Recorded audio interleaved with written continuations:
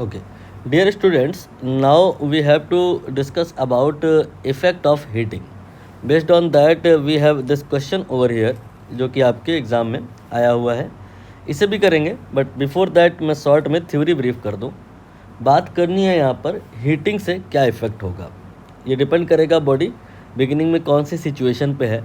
तो आप एक काम करो, आइस कंसीडर कर लो. मोस्टली आइस जब कंसीडर करी जाती है तो टेम्परेचर 0 डिग्री सेल्सियस माना जाता है, बट यहाँ मैं सुपर कूल्ड आइस की बात कर रहा हूँ. मतलब टेम्परेचर और आप पीछे जा कर के बात करें -10 degree Celsius let us suppose. तो जब आप इसको हीट दोगे तो होगा क्या कि इस हीट से ये जो आइस है इसका टेम्परेचर चेंज होगा. ध्यान दीजिए, आइस यहाँ मेल्ट नहीं हो रही है.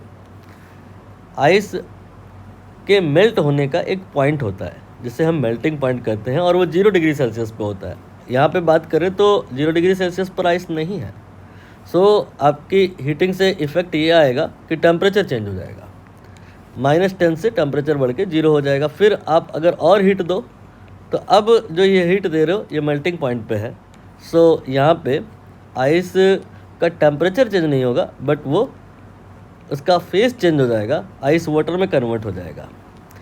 यहाँ देखिए आइस वाटर कन्वर्जन हुआ है, टेम्परेचर चेंज नहीं हुआ है. मतलब यहाँ पे फेस में चेंज हुआ बट टेम्परेचर में चेंज नहीं हुआ. जबकि यहाँ देखिए क्या हुआ है, फेस में चेंज नहीं हुआ है, स्टेट में चेंज नहीं हुआ है. आइस आइस ही रहा बट टेम्परेचर चेंज हो गया. तो आपको याद रखना है दोनों काम एक साथ नहीं होंगे. टेम्परेचर चेंज होगा तो स्टेट चेंज नहीं होगा, स्टेट चेंज होगा तो टेम्परेचर नहीं होगा. अभी अगर आप इसको हीट दोगे और हीट दोगे तो ये भाप में बन जाएगा, वेपराइज हो जाएगा. लेकिन बॉइलिंग होने का, वेपराइजेशन होने का एक पॉइंट होता है.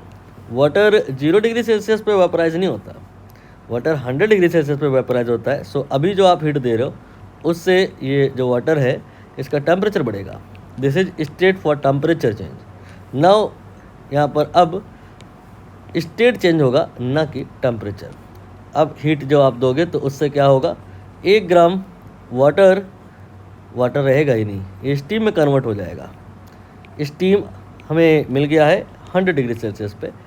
नॉर्मली स्टीम का मतलब 100 डिग्री सेल्सियस पे ही होता है, बट यहाँ पर सुपर हीटेड स्टीम जनरेट करी जा रही है. मतलब इसे आप अभी और हीट करोगे.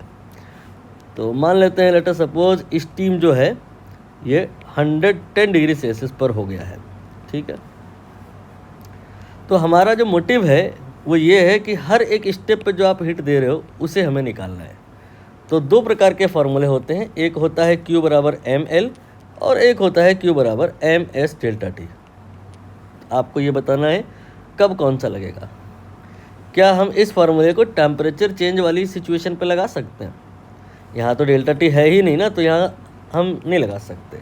जब स्टेट में चेंज होगा तो हम Q बराबर ml अप्लाई करेंगे, और जब टेम्परेचर में चेंज होगा तो हम Q बराबर ms डेल्टा टी अप्लाई करेंगे. मतलब यहाँ के लिए ms डेल्टा टी, यहाँ के लिए ms डेल्टा टी. नो, यहाँ स्टेट में चेंज हुआ ml, और यहाँ के लिए ms डेल्टा टी, यहाँ के लिए ms नहीं ml. ठीक है. और यहाँ के लिए ms delta T. Whenever temperature getting changed we have to apply ms delta t, otherwise in case of state change we will apply ml.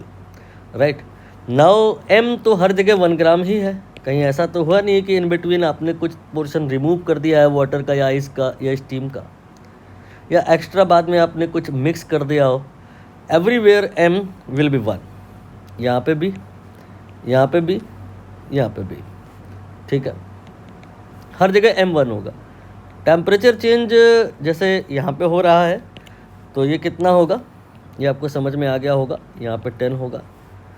यहाँ पे अगर हम टेम्परेचर चेंज की बात करें तो 0 to 100 या 100 हो जाएगा. ठीक है. इसके बाद में अगर हम बात करें यहाँ पे तो ये हो जाएगा m into S into delta T, ये आपका 10 हो जाएगा. अब यहाँ पे s आ रहा है और s तो यहाँ भी आ रहा है. s आगे भी एक बार और आया है. क्या हर जगह s की वैल्यू एक ही ली जाती है? नहीं. s की वैल्यू इस सिचुएशन में जब आइस की हीटिंग हो रही होती है तो 0.5 होती है. ठीक है. और यहाँ पर जब बात करें तो एस की वैल्यू ही नहीं, यहाँ तो एल की बात करेंगे ना, तो एल की वैल्यू यहाँ पे 540 ली जाती है। ये जो है ना मोस्टली आपको याद रखना पड़ता है, धीरे धीरे याद हो जाएगा। नहीं भी याद रखोगे तो एग्ज़ाम में सम टाइम या most of the time given रहता है, बट अगर नहीं गिवन है तो आप क्लेम नहीं कर सकते, कोई कोर्ट केस नहीं कर सकते।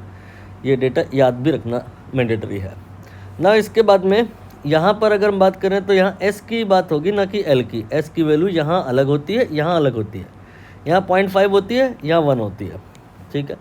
इसके बाद में वाटर के लिए बात करें तो वाटर जब स्टीम में कन्वर्ट होता है तो बात एस की नहीं एल की होगी, ये 540 होता है। और यहाँ स्टीम का जब हीटिंग होता है ये लगभग में 0.5 होता है, ठीक है।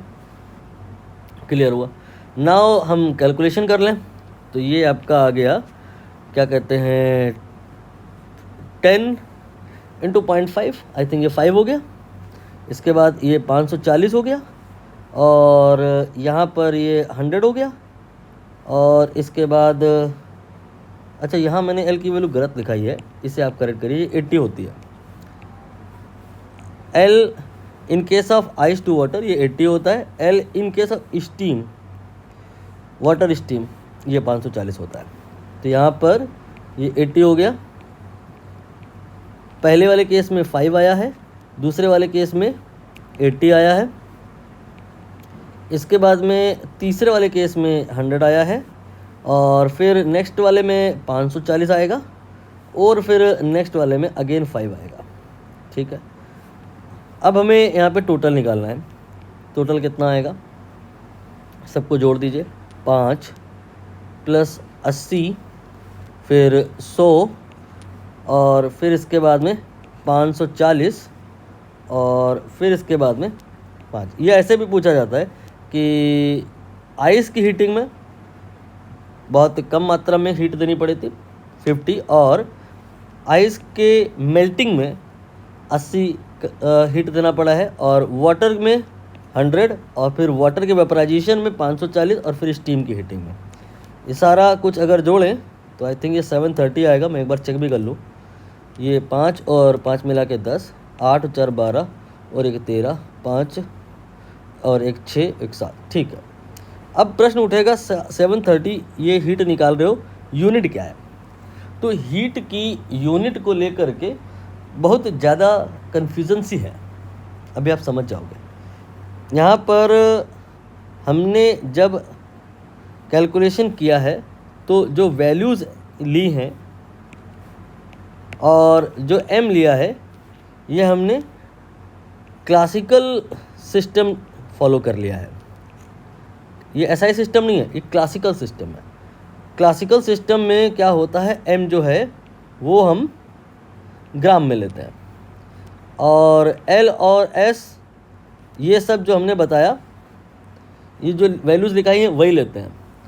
जो ऐसा करते हैं तो जो हीट आता है वो कैलोरी में आता है। अगेन ध्यान दीजिएगा, कैलोरी में मैंने जो C लिखा है वो कैपिटल नहीं लिखा है, स्मॉल लिखा है। 730 कैलोरी के बराबर अगर आप हीट दोगे तो 1 ग्राम आइस जो है आपकी भाप में बदल जाएगी, ठीक है।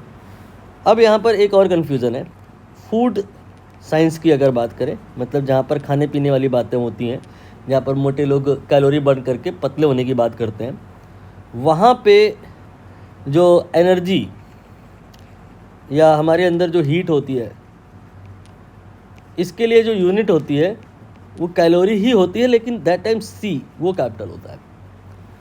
और दोनों में रिलेशन होता है, ये दोनों लिखे तो सेम टू सेम है, लेकिन ये हमारा क्लासिकल सिस्टम में है, साइंटिफिक यूनिट है, और ये फूड साइंस वाली यूनिट है।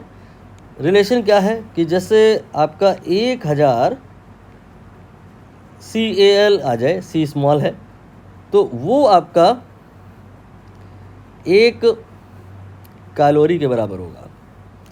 मतलब जब हम ऐसा बोलते हैं कि हमें 1 कैलोरी बर्न करना है, that time in reality science की भाषा में हमें 1000 कैलोरी बर्न करना होता है, या you can say 1 kilo calorie burn करना होता है, ठीक। अब आप लोग पढ़े लिखे हैं, आपको पता होगा कि पर डे हमें कितनी कैलोरी बर्न करनी चाहिए। सी कैपिटल है, ठीक। पर डे हमें कितनी कैलोरी बर्न करनी चाहिए ये आपको पता होगा, ठीक है। नहीं पता तो मैं आपको हिंट दे रहा हूँ, ये होमवर्क भी है, आप निकाल सकते हो। पर डे हम लोग जितनी कैलोरी बर्न करते हैं या जितनी कैलोरी इंटेक करते हैं उससे लगभग 4 kg आइस भाप में बदल सकती है। यही पूरा प्रोसेस जो किया ये फॉलो हो जाएगा अगर हम 4 kg आइस को कन्वर्ट करें तो बताना यह है कि पर डे कितना कैलोरी बर्न होता है या हमें इंटेक करना होता है। आपने नोटिस किया यहाँ पर काफ़ी झोल है यूनिट को लेकर के, तो जब भी यूनिट को लेकर के झोल आने लगे तो फिर हमें एसआई सिस्टम फॉलो करना चाहिए। न रहेगी बांस न बजेगा बांसुरी, एसआई सिस्टम। एसआई सिस्टम में अगर हम आ जाएंगे तो चाहे बात क्लासिकल सिस्टम की हो रही हो और चाहे फूड साइंस की हो रही हो, न स्मॉल सी न कैपिटल सी, सबको डिस्कार्ड कर देंगे। ये सब कन्फ्यूज़न क्रिएट करने वाला सिस्टम है। एसआई सिस्टम की बात करेंगे, इंटरनेशनली अडॉप्टेड है, कोई कन्फ्यूज़न नहीं आएगा। दैट टाइम ये जो एस है मैंने लिखाया 0.5, ये 0.5 नहीं होता है, ये 2100 होता है। यहाँ देखिए लिखा हुआ है, याद भी करना होता है, हालांकि मुश्किल है अगर, तो most of the time given रहता है। फिर इसके बाद एल की वैल्यू, आइस टू वाटर के केस में, आइस टू वाटर के केस में लेटेंट हीट ये गिवन होगी कहीं ना कहीं, देखिए ये गिवन है। इसके बाद में ये वाली जो वैल्यू है वाटर की स्पेसिफिक हीट, ये गिवन है, स्पेसिफिक हीट वाटर की। ये राउंड ऑफ करके कुछ लोग 4200 लिखते हैं ताकि आसानी से याद रह पाए, आप भी कर सकते हैं ऐसा। बट इस क्वेश्चन में जो वैल्यूज़ गिवन है हम उनके साथ बात करेंगे, तभी आंसर प्रिसाइज आएगा। इसके बाद में यहाँ एल की बात करेंगे वाटर से स्टीम वाली कहानी में, तो लेटेंट हीट ऑफ स्टीम ये गिवन है, एसआई सिस्टम में सब कुछ गिवन है। और इसके बाद में स्टीम के लिए एस की वैल्यू ये इन्होंने यहाँ पे दिया हुआ है, ये भी एसआई सिस्टम है। ऑल दी कांस्टेंट जो रिक्वायर्ड होंगे एसआई सिस्टम में क्वेश्चन में ऑलरेडी दिए हुए हैं। तो आपको करना क्या है, बस इसी क्वेश्चन को दोबारा से करना है और वैल्यूज़ जो है वो एसआई सिस्टम में रखनी है, तो जा करके आंसर आएगा 3043। जो अगर आपको करने में दिक्कत आ रही है तो यहाँ पर ऑलरेडी हो रखा है, देख लीजिए।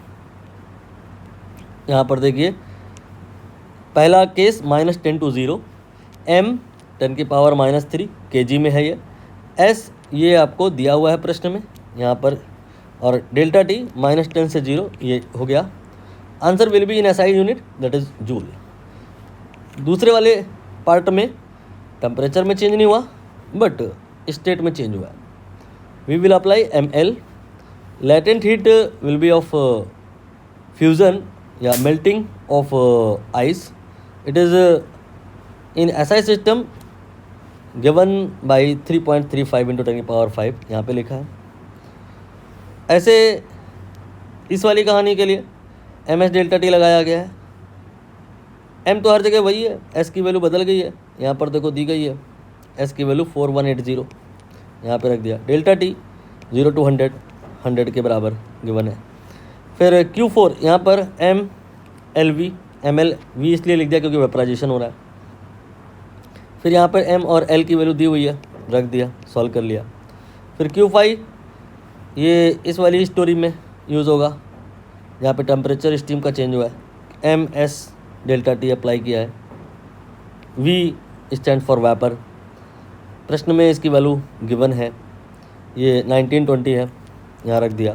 Temperature change from here to there that is 10, रख दिया, सॉल्व कर लिया, सबको जोड़ दिया, आंसर आ गया। तो सही आंसर यहाँ पे सेकंड ऑप्शन हो जाएगा।